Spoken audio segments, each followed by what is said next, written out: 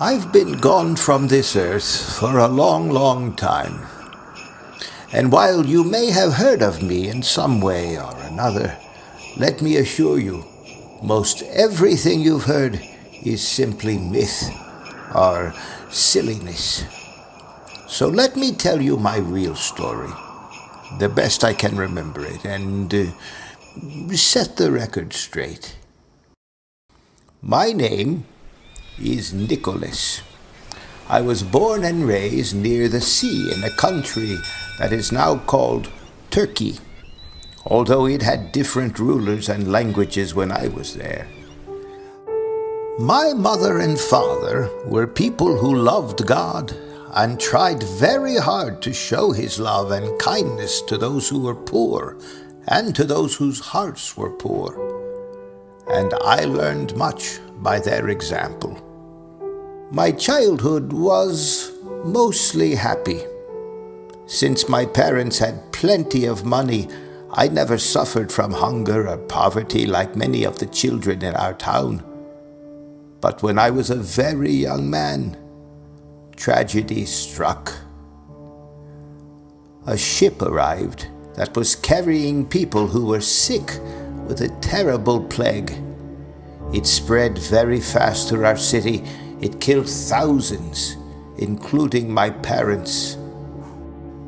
And this was a very difficult time for me.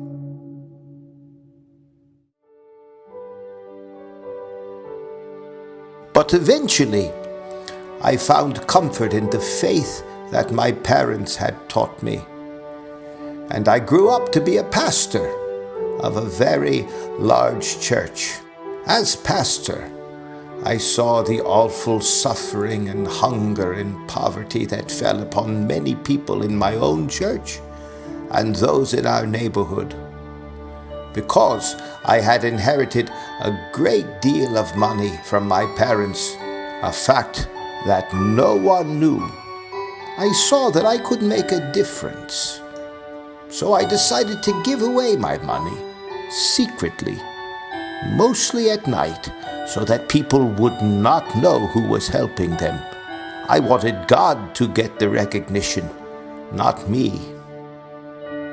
I'd wrap myself up in my thick red robe and sneak around to the shanty houses of the poor, and I would slip a few gold coins into the pockets of clothes hanging to dry or in the toes of the shoes left by the door. I especially like to help children who were sick or who were burdened with misfortune. I still smile when I recall them running to me at church, bursting with excitement because God had heard their prayers by dropping gold coins into the toe of their drying stocking. And God did. God did hear their prayers. He just made me the delivery man.